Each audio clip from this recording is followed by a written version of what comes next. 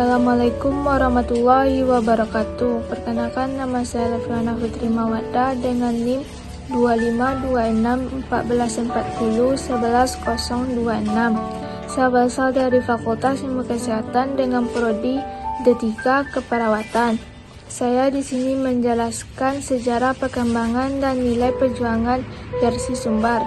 Adapun tujuan pembuatan video saya untuk memenuhi nilai tugas UTS dengan mata kuliah Keyarsian dan Pemikiran Bapak Muhammad Natsir yang diampu oleh Bapak Rektor kita, yaitu Bapak Afridian Wirahadi Ahmad. Pertama, adanya sejarah dan pendirian Yarsi Sumbar.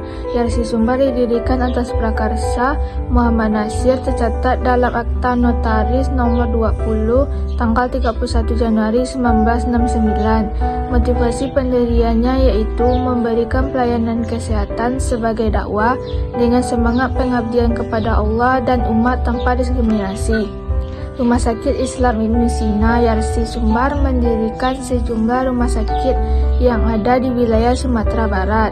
Yang pertama di Bukit Tinggi pada tanggal 30 Oktober 1969. Yang kedua di Padang Panjang pada tanggal 3 Juni 1971. Yang ketiga di Padang pada tanggal 30 Mei 1972. Yang keempat di Payakumbuh pada tanggal 3 Oktober 1972. Yang kelima di Simpang 4 pada tanggal 5 Juli 1975. Yang keenam di Panti pada tanggal 10 Oktober 1978. Selain Balai Adat Kesehatan, Yarsi juga berdiri di Mentawai pada Juni 2005. Pendidikan kesehatan pada tahun 1983, Yarsi mendirikan Sekolah Pendidikan Keperawatan di Bukit Tinggi. Sekolah tersebut kemudian berkembang menjadi STIKES Yarsi Sumbar, yaitu Sekolah Tinggi Ilmu Kesehatan, yang sejak 18 Juli 2008 memiliki program studi D3 Keperawatan, S1 Keperawatan, dan D3 Kebidanan.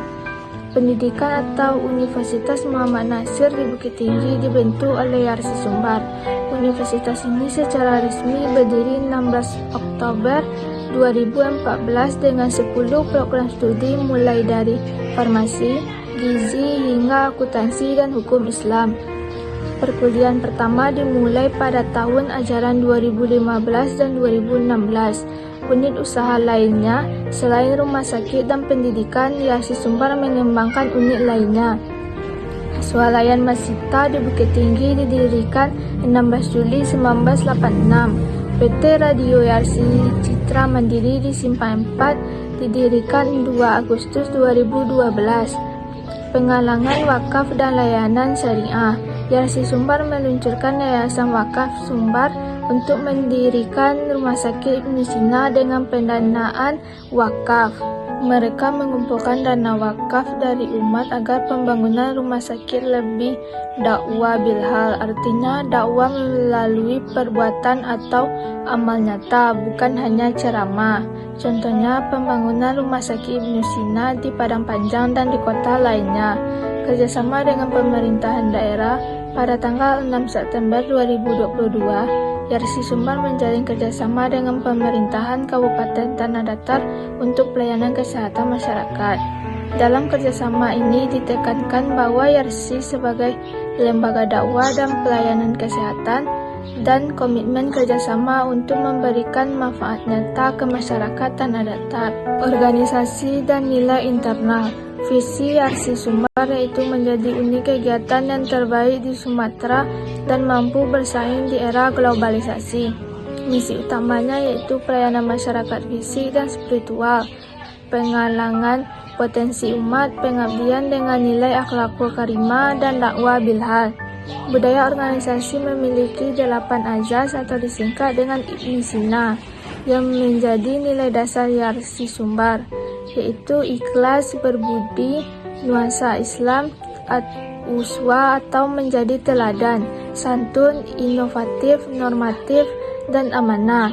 Kepemimpinan yaitu baru-baru ini Juni 2025 Haja Jasni Bakhtiar terpilih kembali sebagai Ketua Badan Penyantun Yarsi Sumbar. Dalam sambutannya, dia menegaskan peran penting Badan Penyantun sebagai mata dan telinga umat, memastikan layanan kesehatan tidak hanya berorientasi pada profil, tetapi manfaat sosial dan dakwah tetap kuat. Nilai perjuangan Yarsi Sumbar yaitu dari sejarah dan misi Yarsi Sumbar di atas. Beberapa nilai perjuangan penting yang bisa diambil yaitu dakwah bilhal. Yarsi Sumbar tidak hanya berdakwah lewat ceramah, tetapi melakukan amal nyata melalui pelayanan kesehatan dan pendidikan. Nilai ini menunjukkan komitmen memberikan manfaat langsung kepada umat sebagai bagian dari ibadah. Pelayanan untuk semua, pelayanannya ditunjukkan untuk semua lapisan masyarakat tanpa diskriminasi atau tanpa memandang perbedaan agama, kedudukan atau asal-usul. Ini mencerminkan sangat inklusif dan kemanusiaan dalam agama Islam. Pengabdian dan ibadah, niat pendirian sangat religius. Pengorbanan hidup mati bagi Allah sebagai alam. Ini menunjukkan bahwa pelayanan kesehatan adalah bagian dari ibadah, bukan hanya bisnis. Kejujuran, amanah, dan profesionalisme. Nilai organisasi seperti amanah, ikhlas, berbudi luhur, inovatif, normatif, dan santun menunjukkan bahwa Yarsi ingin menjadi institusi yang profesional sekaligus berhak Islam. Penguatan umat melalui wakaf dan keuangan syariah. Dengan menggunakan dana wakaf untuk pembangunan rumah sakit, Yarsi Sumbar memperkuat model ekonomi Islam sebagai sarana sosial. Ini bukan hanya penggalangan dana, tetapi juga strategi agar masyarakat merasa memiliki rumah sakit dan turut berkontribusi. Kemandirian dan kerjasama sosial, mereka berkolaborasi dengan pemerintahan, misalnya di tanah datar, tetapi juga mengembangkan unit pendidikan dan bisnis sendiri, yaitu universitas, swalayan, dan radio. Ini menunjukkan kemandirian yayasan sekaligus visi sosial ekonomi.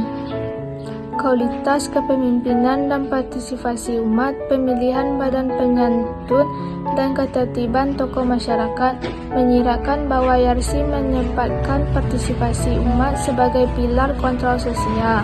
Ini memperkuat pertanggungjawaban moral dan sosial dalam menjalankan misi yayasan. Pendidikan Islam dan karakter melalui Universitas Muhammad Nasir, Yarsi menanamkan pemikiran Muhammad Nasir atau tokoh pemikiran Islam dan pendidik, agar generasi muda tidak hanya ahli profesional tetapi berkarakter, mandiri, dan memiliki integritas keislaman. Visi global tapi berakal lokal.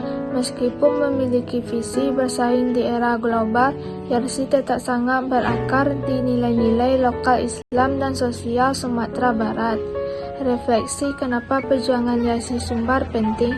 Yarsi Sumbar adalah contoh lembaga sosial keagamaan yang sangat kontrak, tidak sekedar dakwah teknologis tetapi memiliki infrastruktur nyata. Mereka menunjukkan bahwa pelayanan kesehatan bisa menjadi sarana dakwah dan transformasi sosial. Model wakaf yang digunakan menegaskan bahwa lembaga Islam bisa mandiri dan berkelanjutan dengan basis dana umat, bukan semata-mata donor atau pinjaman. Peran Yarsi dalam memperkuat Islam kesehatan lokal di Sumbar sangat strategis. Dengan rumah sakit Islam, mereka menjangkau kebutuhan medis sekaligus membangun literasi keagamaan di komunitas pasien.